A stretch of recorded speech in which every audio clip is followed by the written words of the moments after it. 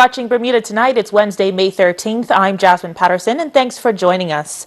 The political commentator David Sullivan has cast doubt on the government's rationale for proposing a government takeover of the island's 2 municipalities. Senators blocked legislation in March that would have seen a government takeover. Well, the government is thought to be ready to bring the bill back in a year's time and have it passed without Senate approval. Tarai Trott spoke with Mr. Sullivan, who believes the government's track record of management is not a positive one.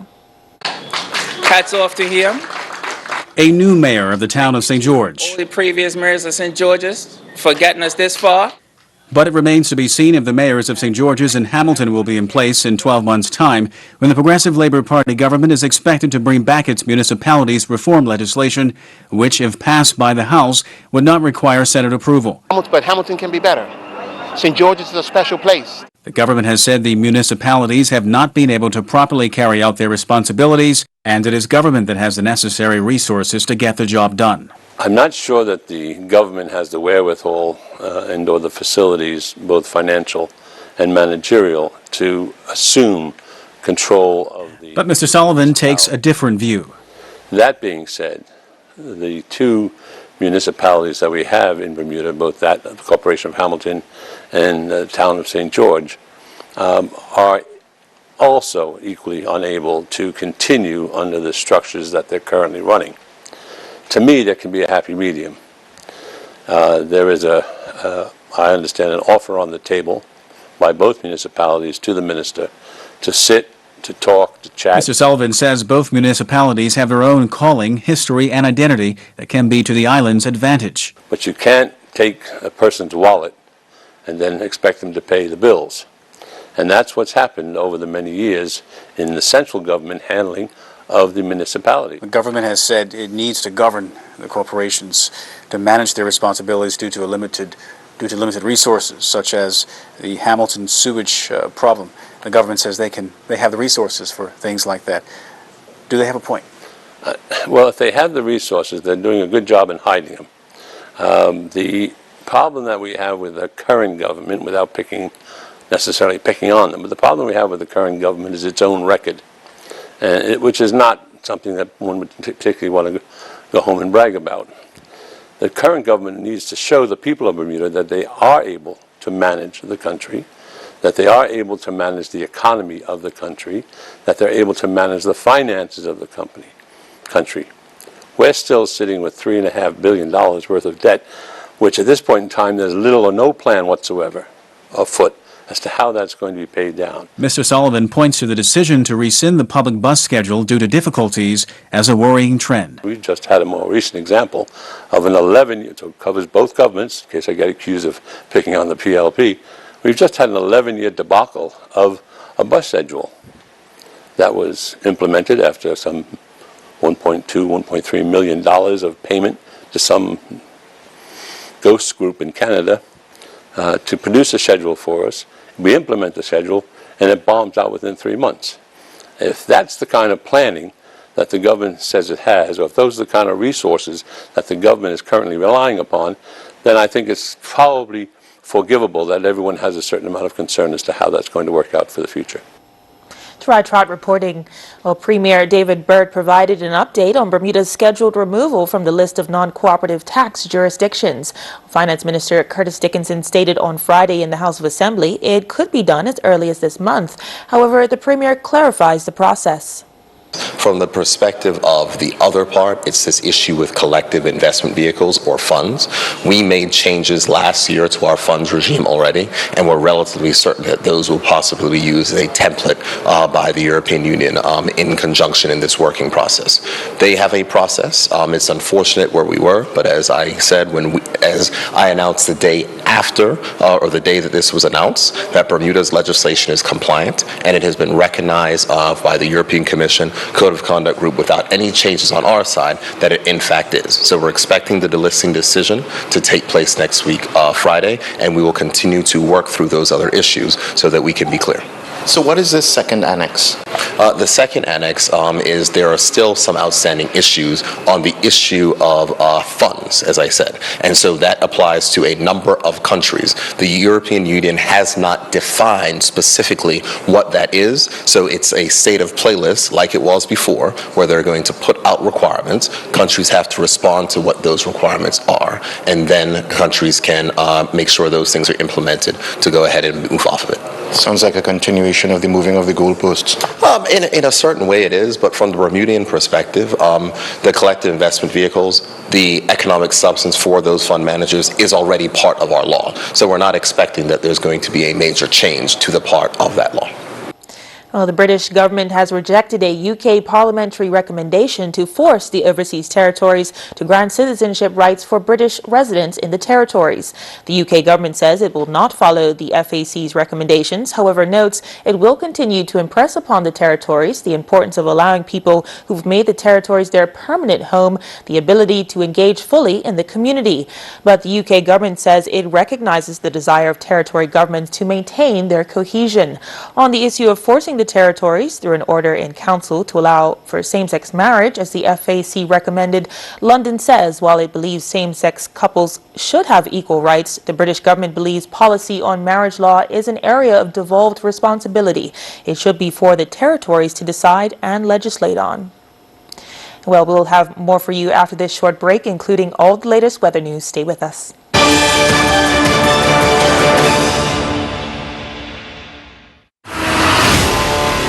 4K ready box, cloud DVR storage, more local channels on every device in your home. Get more with FiberWire TV.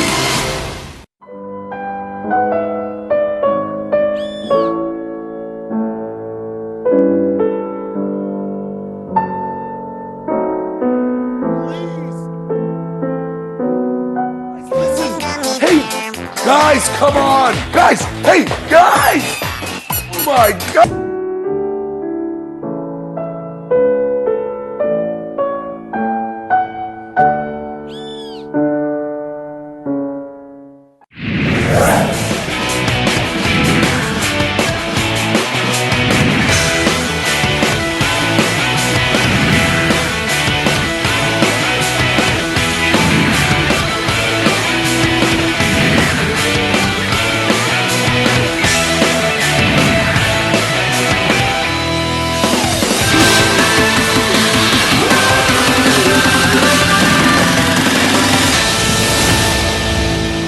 I got these for seasickness last week, and they're terrible. That's strange. I know. I put one behind each ear like you're supposed to, and nothing happened. These are tablets. You're meant to take them with water.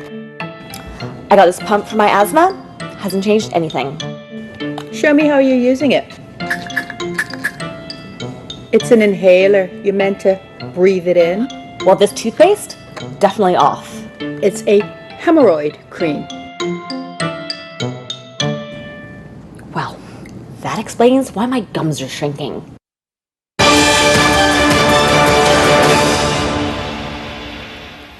Thanks for staying with us. Amendments to the Liquor License Act have come into effect today. Minister of Legal Affairs Kathy Lynn Simmons made the announcement at the Devonshire Recreation Club. She says the new changes are designed to modernize the regime, which formed around 45 years ago. All local establishments that sell liquor on their premises are required by law to apply to the Liquor License Authority. The legislation which guides its decision-making has not been revised, according to the government, since the 1970s.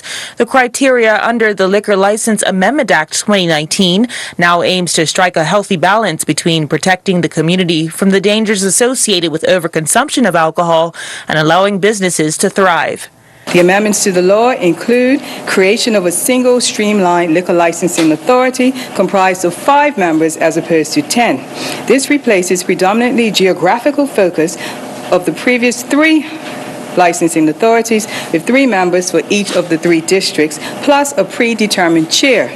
The membership will now represent various professional backgrounds and sectors of the economy, such as law, security, drug treatment, prevention or social work, hospitality, and retail. This is by no means a comprehensive list of the changes. We're told the act will be available online in due course. So far, we know there will be a new class of permits for restaurants that offer catering services and for other special events, a new license for events for nonprofits such as wine tastings, and an updated fees and fines for existing license holders. But what, if anything, has been amended to address the elephant in the room, as certain establishments have been heavily scrutinized for an apparent high frequency of unsociable incidents? Additional provisions made for inspectors to be appointed to ensure enforcement. Note that the new inspection regime makes provision for collaboration between duly appointed persons and the Bermuda Police Service to ensure that the terms and conditions upon which licenses are granted are in fact upheld. These measures demonstrate the heightened priority placed upon compliance and enforcement. The new regime also has the support of the island's tourism sector. We're excited as an association, and from a destination standpoint, this is much welcome news in terms of making the regulations more streamlined, more efficient, and I believe it's going to provide opportunities for our destination partners to provide the level of service and amenities that are much needed in terms of our visitors and what they expect in scheduling any functions and events here in Bermuda. The members of the new board have not yet been announced, and the media was assured that all liquor license applications currently before the authority would be processed as normal. Police are investigating a break-in at a St. George's jeweler over the weekend. For the second time within 3 years, thieves gained entry to the Veripeak card store on Water Street in St. George around 3 a.m. Saturday and stole a quantity of jewelry. The suspects, described as 3 males wearing dark-colored clothing, made good their escape on foot shortly after the burglary. Any witnesses or passing motorists that saw suspicious activity in the Water Street area between 2:20 a.m. and 3 a.m. Saturday are encouraged to call Detective Constable Seymour Foote on 247-1154 or 717-2282. Alternatively, you can contact the Confidential Crime Stoppers hotline on 800-8477. Now let's turn over to the AccuWeather headquarters for the latest. AccuWeather is presented by BF&M Insurance Group. We now go to AccuWeather headquarters. This AccuWeather forecast on ZBM is brought to us by the BF&M Insurance Group. We do have some showers and some thunderstorms in our forecast. A front is drawing near, approaching from the west, and this is going to lead to some showers and thunderstorms and pretty active weather for the next 24 hours. Off and on showers are becoming more likely. You can see the first cluster approaching from the west and rolling on in here. Temperatures are warm, though. In advance of the front, that south wind is delivering some warmer air. We have a south wind at around 15 to 20 knots. Humidity's up around 80%. Water temp has also risen to 76 degrees. We have 1 to 3 foot waves on the inside, 4 to 7 foot waves on the outside. And because of that, a small craft warning is in effect through Tuesday night. So boating weather is deteriorating as this front gets closer. The winds are increasing until the front actually arrives. High tide was recently at 4:55 p.m. Low tide coming up at 11:05 tonight. So the tide is slowly going out this evening. It comes back in early tomorrow morning and goes out again with a low tide at 11:41 on Tuesday. So we're humid. We're mostly cloudy, and there will be a few brief showers around tonight. You may need to navigate around a few of those showers. The most challenging weather will come on Tuesday. It'll be a humid day with periods of rain. Some of the rain could be heavy. There could even be a few areas with some minor flooding and poor drainage areas, some street flooding and so forth, as there's potential for an inch or two of rain if we end up under one of the heaviest showers, or they could pass just to the north or south, and we may end up with a ½ inch to an inch. But most likely, something close to an inch is in the cards for us here, as there is a lot of moisture, and some of these showers in our part of the Atlantic will be relatively heavy and somewhat long-lasting during the day on Tuesday. That pushes east, and by the time we get to 11 p.m. on Tuesday evening, most of the nastiest weather will be on the way out of here. As we take a look down in the Caribbean, you can see some showers and some thunderstorms into Jamaica. Barbados can see some showers. Trinidad and Tobago are running warm. Spotty showers. No tropical threats, though. Into eastern North America with their gateway forecast. It's a wet time in Toronto. Cool air into New York City and Boston only at 47. That's a cool Tuesday with some wet weather there. A strong onshore cool breeze. Atlanta is running a little cool at 72, but a pleasant, nice day. Miami, warm, scattered thunderstorms. And in London, we have some spring-like pleasant weather there. So our challenge comes comes tonight into tomorrow with these showers, maybe a thunderstorm, very wet weather, and larger waves on the water. 78 degrees for your humid Tuesday. And then temperatures will back off a little bit. The humidity will substantially drop as the winds shift around. We'll be in the mid-70s Thursday. Friday looks gorgeous, 76. It'll be a strong start to the weekend. Maybe a shower or two on Sunday as the next weak front rolls in, but it won't be nearly as substantial as what we're up against tomorrow with those heavier showers. Back to you. AccuWeather was presented by BF&M Insurance Group.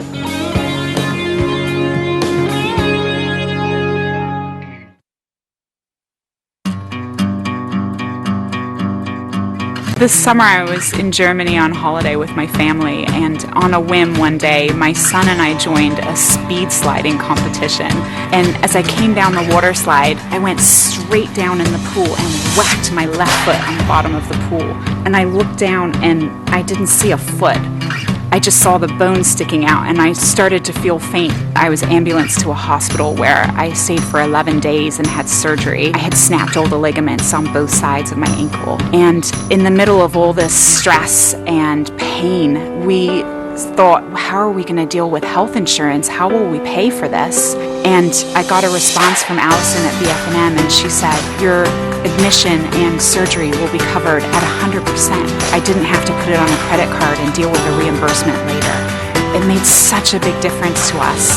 And for me, the BF&M difference is stress-free insurance when I really needed it.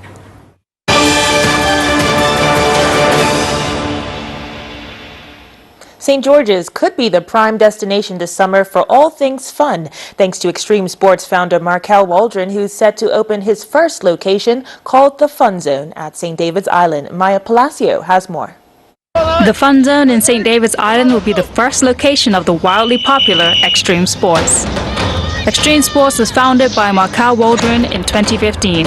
Waldron says the Fun Zone will include the popular games the island has come to love, but now with the Fun Zone set to open this summer, there will be even more. We're going to have various different games. So we have our indoor space, as you'll see, and we also have an outdoor space. So in the beginning, we're going to have roller skating and Nerf wars, as well as a few other games. We're also going to have our inflatables that we currently do in business. We're going to have this outside as well as a little toddler's play area. And then we'll be adding games as we go along as well. And all ages are welcome. We're going straight down from toddlers, so I say 3+, right to grandmas if they want to come down and enjoy, because we're going to have a sports bar and cafe, and we're also going to have the games so adults can come and enjoy the games. Waldron isn't worried about the location. He says the product that they will be offering will have people from Somerset coming down to the St. David's Island. People might think it's out of the way, but let's be honest, you go to Florida and you drive 2 hours to go to a theme park, so at the very most driving 45 minutes to an hour from Somerset or Dockyard. It's a nice area, it's a nice space for us, because like I said, we have the outdoor, we have 2 stories inside, it's big enough for what we want to try and do, and it really gives us the flexibility to change what we want to do. Waldron hopes to have the building operational in June, and although he's excited about the opening, there's still work to be done. We've actually got a lot of family and friends helping to build this. Obviously, in Bermuda's climate, everything is so expensive. So, we have people who are specialized in plumbing, electrician, and other areas. But a lot of friends and family just helping to put up all the walls and create the different rooms that we created. Yeah, we're working as hard as we can to get it up and running, and as soon as we are, it's when the real fun begins. So we're really excited, yeah. I'm Maya Palacio reporting for the Bermuda Broadcasting News.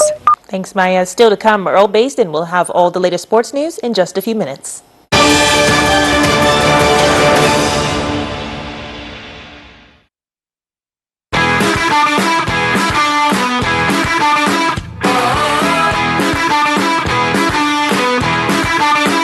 Every home tells a story. Your story is all yours. Big kid, too cool. I make my own rules. Wherever you live, whatever your style, express yourself. My style says what's up. Don't wanna ever grow up. So many styles to help tell your story and create your unique dream home. We're gonna stand out, break away from the crowd. Start shopping for furniture at U.S. prices today. Lifestyle Furniture is Bermuda's newest furniture store and is proud to be the home of the #1 furniture company in the world, Ashley Furniture. Visit lifestylefurniture.bm or stop by our showrooms today. Lifestyle Furniture, this is home. 4K ready box, cloud DVR storage, more local channels on every device in your home. Get more with FiberWire TV.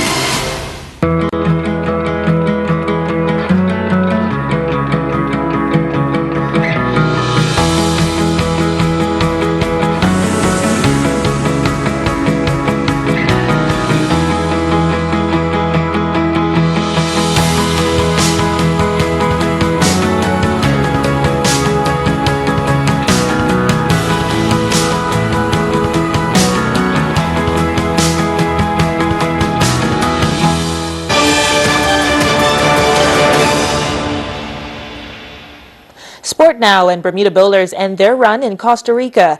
Karen Smith finishes at the top of her age group in the Ironman Santa Rosa in California. And Ian Williams of Great Britain won the 69th Argo Group Gold Cup. Earl Basin has the details and much more in tonight's Sports Report. David Maycock, Ronaldo Bean, and Blake Rayner concluded representing Bermuda at bowling championships that went on in Costa Rica. Maycock finished 13th overall after scoring a total of 4,866 pins over the competition. Rayner finished with a total of 4,105 pins, finishing 38th overall. Bean finished 39th with a total of 3,999 pins. Karen Smith won her age group competing in the Ironman Santa Rosa in Northern California. Smith clocked an overall time of 10 hours, 47 minutes and 36 seconds, finishing 154th overall out of 1,581 competitors. She was the 12th female to cross the line, but in the women's 50 to 54 age group, Smith finished on top of the podium. Turning to Premier Division and First Division cricket action over the weekend, yesterday, Baylis Bay squeaked out a one-wicket victory over St. David's Cricket Club. At Lords and St. David's, Baylis Bay moved to 2-0 on the season following this nail-biting one-wicket victory. The match started with a bit of drama as St. George's Cricket Club captain Mackay Simmons was able to obtain a late transfer and suit up for St. David's. Batting first, St. David's were bowled out for 120. O.J. Pitcher on his return was the top scorer with 35, while Kyle Hutzel was the pick of the Baylis Bay bowlers, returning figures of 7 overs, 4 for 22. In reply, Baylis Bay would reach 121 for 9. Both Coolidge, Durham, and Terran Frey top scored with 24, while Justin Pitcher was the pick of the St. Davis bowlers with 5 overs, 2 maidens, 2 for 7. In other Premier Division action yesterday, St. George Cricket Club picked up a 90-run victory over Cleveland County. St. George Cricket Club scored 250 and bowled Cleveland out for 160. Southampton Rangers picked up a 229-run victory over Flats Victoria. Southampton Rangers scored 330 for 5 and bowled Flats out for 101. In First Division play yesterday, Somerset Bridge picked up a 7-wicket victory over Warwick Workmen's. Warwick Workmen's were out for 70 and Somerset Bridge were 71 for 3. Willicotts won by 160 runs over PHC. Willicott scored 233 for 6 and bowled PHC out for 73.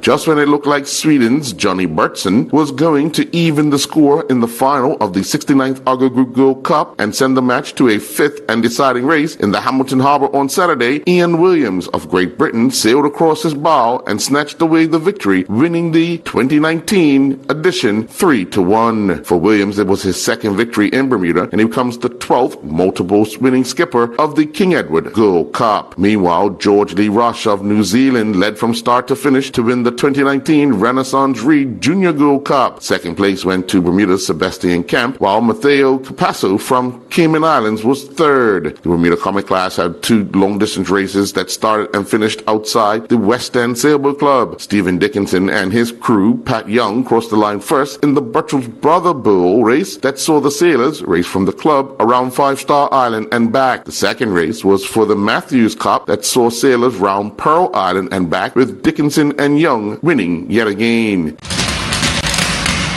3 team leaders, including Kaden Hart, Three team leaders, including Kaden Hopkins, representing Fort Lewis College men's cycling, went down with 1 lap to go at the Collegiate National Cycling Championships in Augusta. A front pack of cyclists, including Hopkins, crashed on the fast descent. Meanwhile, on the local scene, the Bermuda Bicycle Association's road race season resumed with the Winner's Edge road race. A photo finish in the Adult A division saw Jamie Cousins edge out his teammate Dominic Mayo, as both at the same time of 50:28.9, while finishing third was Darren Glassford, who clocked 51:47.8. Ashley Cooper won the women's division race, with Benda Roberts second and Jennifer Lightbourne finishing in third. Patrick Nisbet competed in the Kontaniek International Horse Jumping event in the Netherlands. Nisbet and Jakamaka D. Yazbak Z finished 7th, competing in the 6-year-old horse 1.20 meter special phase class. The pair clocked a double clear phase time of 39:50. The Bermuda Futsal Federation's Men's Futsal League continued inside the Bermuda College Gymnasium, where 56 goals were scored on the night. Underrated defeated the ASFC number 1 team 11-9. Team Involved and Company defeated ASFC second team 10-5. Futsal Assassins defeated the RBFC 17-4. Jan Sutton and his Thomas College men's teammates defeated Lancaster Bible College 7-2 to earn the program's first Northeastern Athletic Conference championship. On a rainy Saturday afternoon, Kiara Francis competed in the Nottingham County Track and Field Championships. Francis would win the gold medal during the under-20 women's shot put. She would record a top toss of 11.35 meters. A total of 282 points were scored in a Bermuda Basketball League doubleheader inside the Summersfield Academy Gymnasium on Saturday night. Game 1 saw Devonshire Chargers defeat the Smith Court Kings 81-44. Game 2 needed overtime as the Southampton Wolfpacks edged the Hamilton Tsunamis 79-78. Week 2 of the Girl Point Archery Outdoor League saw archers compete in near-perfect conditions at the Southside Outdoor Archery Facility. The senior barebow division winner on the day was Edward Sylvia, who scored 619 points. William Pickering scored 631 points to win the adult recurve division. The junior recurve division was won by Jaden Roberts, who scored 572 points, and the bowman recurve division winner for the day was Catalea McCallan, who registered a score of 524 points. I'm Earl Baisden with Bermuda Broadcasting Sports.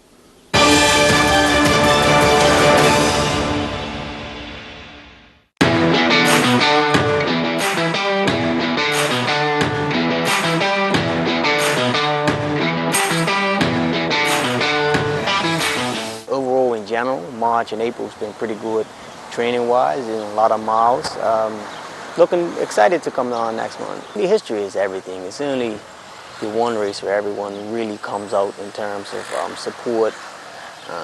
Many a times you can win any race on the island, but if you don't win May 24th, it doesn't really count. So your season really depends on your May 24th outcome. Both courses are challenging.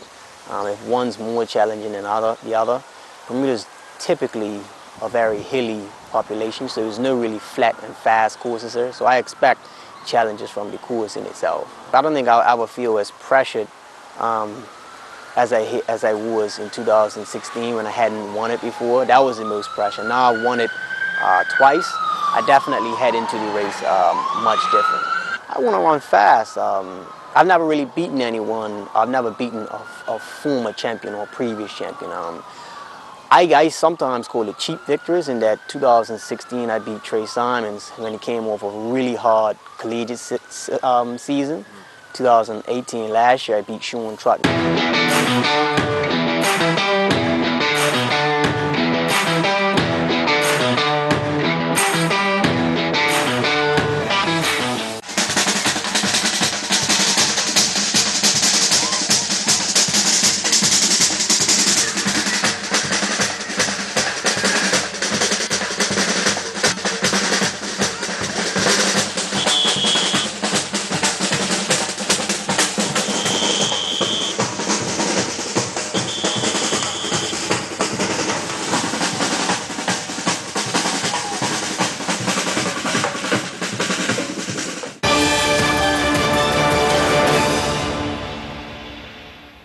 And that's our program for this Monday evening. I'm Jasmine Patterson. Thanks for watching. Good night.